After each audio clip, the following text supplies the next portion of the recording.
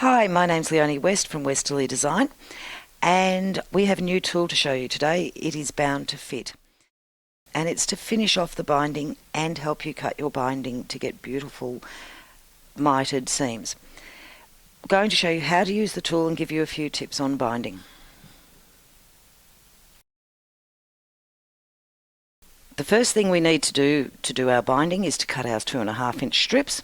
I've set my ruler to 2.5 inches.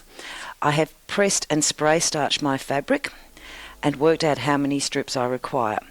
So I'm going to start by going over the rough edge of the fabric, lining up the straight line with the edge of the fold and cutting the strips. I like to cut my strips and then put a 45-degree miter cut onto the strips. That way I get a seam in my binding that is not too many layers of fabric sitting together. So I'm just going to cut 4 strips for this quilt.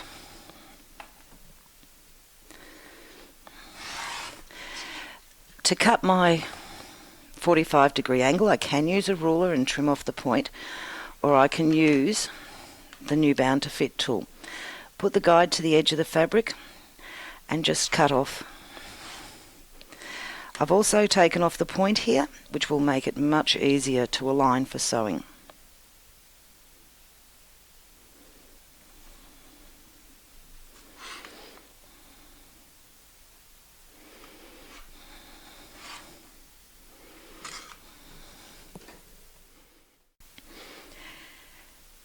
I'm now going to join these 2 binding strips together. I've taken off those points using the Bound to Fit tool. I can just bring them right sides together. I want them to be coming at this angle. That way I know when they open out, they'll be opening out straight.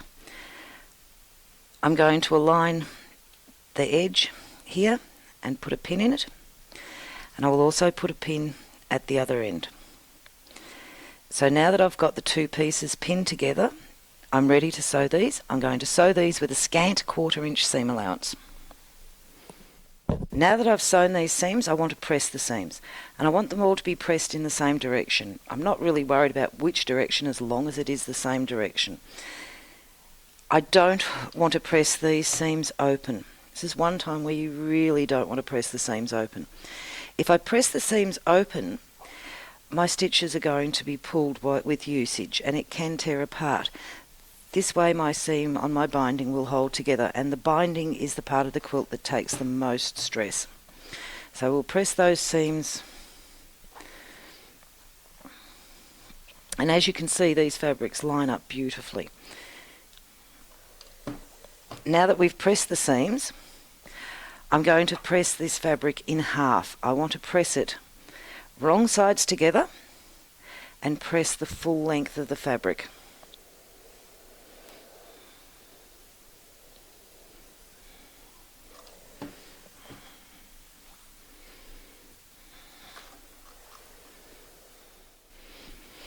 I just thought I'd show you why I sew my seams on the bias in my binding. This sample here I've sewn with a straight seam. As you can see, when it goes on top of each other folded, I've got 6 layers of fabric now. When I put it onto my quilt, I'm going to fold this over. This is going to fold over again, and I'm also going to have the quilt batting and backing in between here. There's 16 layers of fabric sitting on top of each other at this point. And as you can see, it's a very big, bulky binding that I've got there. With it sewn on a 45-degree angle, my seams are actually sitting here and here. They are not sitting on top of each other. So when I fold it over, and fold it over again with my quilt in between, I have a much flatter and smoother quilt without the great bulk that I had in this one. Now adding the binding to the quilt. I'm going to start sewing, I want around a 10-inch tail coming off here. And I want to leave about 12 inches between start and finish. So I'm going to just put a pin in here and I'll start sewing from here. I will then sew all the way around my quilt, and when I get to the other end, I want about a 10-inch tail, and I want approximately a 12-inch space between. It doesn't have to be exact. This is just giving me enough room to move those tails to trim them off. When I sew my binding on, I will sew it with a 1/4 inch seam allowance, and I will sew it coming up to here, and I will stop about 1/4 inch from that corner. Once I've stopped there, I will then take it out of the machine, bring this tail up, and I will align 45 degrees down here, coming up at a 90-degree angle here, and I will bring the tail back over. I will then continue sewing down here, stopping at the next corner, and I'll work my way around doing that. And that will give me a beautiful mitered corner in my quilt when I turn my binding over.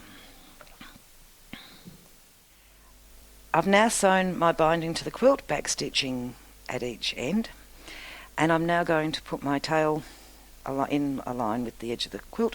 I'm going to fold over the tail and press a crease into that binding. I'm going to take the other side, bring it over, lay it on top, fold it over, and press a crease in there so that the two creases are touching. Just finger pressing. If you like, when you open it up, you may wish to just put a mark with a marker on here, just to help you see where that fold is, depending on the fabric. Do the same on the other side. I just want to know where that fold crease is. Now, using the Bound to Fit tool, I need to cut the tails so that they're cut at a 45-degree angle and they will sew together perfectly.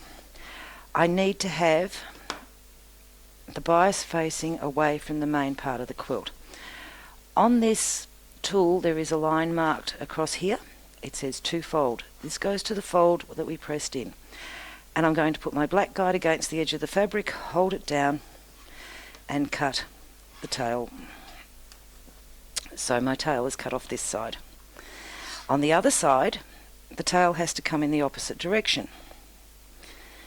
So again, we just move the fabric until we're comfortable with it, so it's going to be in a position that we can cut the tail off easily.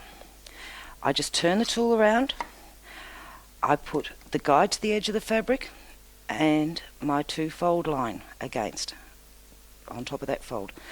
If you notice, it is again pointing to the centre of the quilt.